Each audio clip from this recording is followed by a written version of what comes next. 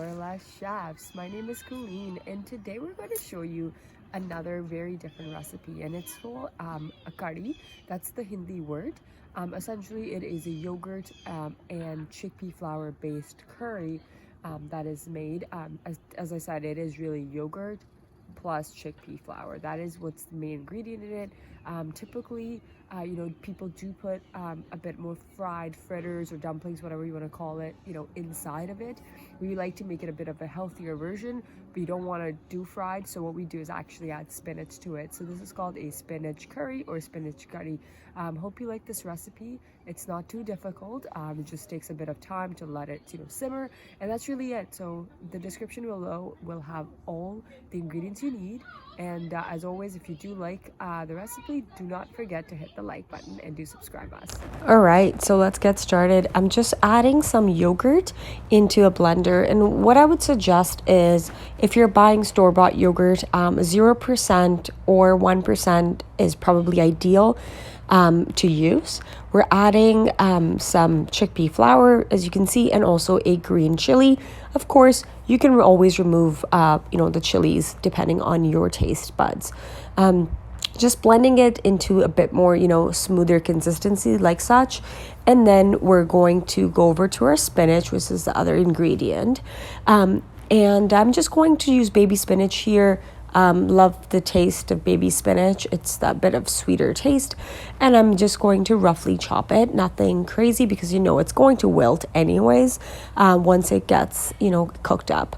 So on the side here, what I've got is some ginger, garlic that I'm just going to smash up. I'm also going to add another chili, but this time I'm going to use a red dried chili, which you've seen me use in a lot of my ingredients before. Again, not necessary to have. And then I'm just going to heat up a pan.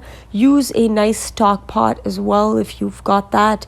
It'll help it when it's simmering. You won't have to stand beside it to make sure it's not, overflowing.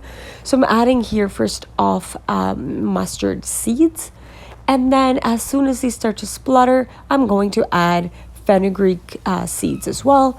So a lot of these spices are actually really, really good for you and help with digestion and many other health benefits beyond, just the flavors themselves.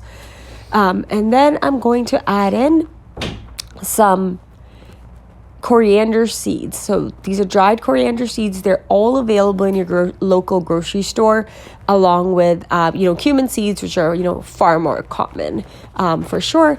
And then lastly, this black spice that I've added is called kalonji, which is also onion seeds. And then I like my red chilies. I'm adding a couple more, and I've split them in half to just help them work faster. And what I just added was hing, which is asofaetida, and that brings a bit of a tangy flavor into this as well. I'm going to now add the paste that we made of the ginger, garlic, and the red chilies. I'm going to let this saute for a few minutes, and you'll start to see it begins to golden brown for sure. And then we're going to add some additional spices, but they're going to be ground spices next. So these were the only whole spices that we added thus far. So now adding turmeric, of course, for the color. And again, health benefits always exist in Indian spices and Indian foods. Red chilies, and of course, salt to taste. And of course, for salt, it's dependent on your taste buds, but my description will always have the amount that I do, and it's usually on the little side. We don't like our food too salty, so you should be good with that as a starting point. Now comes in onions. Really important for you to chop these onions the way we have here, so like just big circulars, and they start to break down obviously into these strands. They taste really good when they're coming in your curry at the end, so you want to do this type of cut for these curry. Then I'm adding the spinach and just going to let it cook together. And of course the spinach will essentially wilt into negligible amounts, so you never have to worry about how much spinach you're adding, and you can always do less or more depending on your liking. Again, another few minutes. Usually it took me about 2 to 3 minutes really only to let this on high heat just continue to melt down. And then I'm adding the yogurt and chickpea flour and green chili puree essentially that we made. And now we're just going to mix that really well. And you're going to bring this to a bit of a boil. And you'll start to see, it boiling in just a few minutes here. And that's when we're going to know it's time to add the water. So here you go. It's starting to boil now. And I'm going to add water.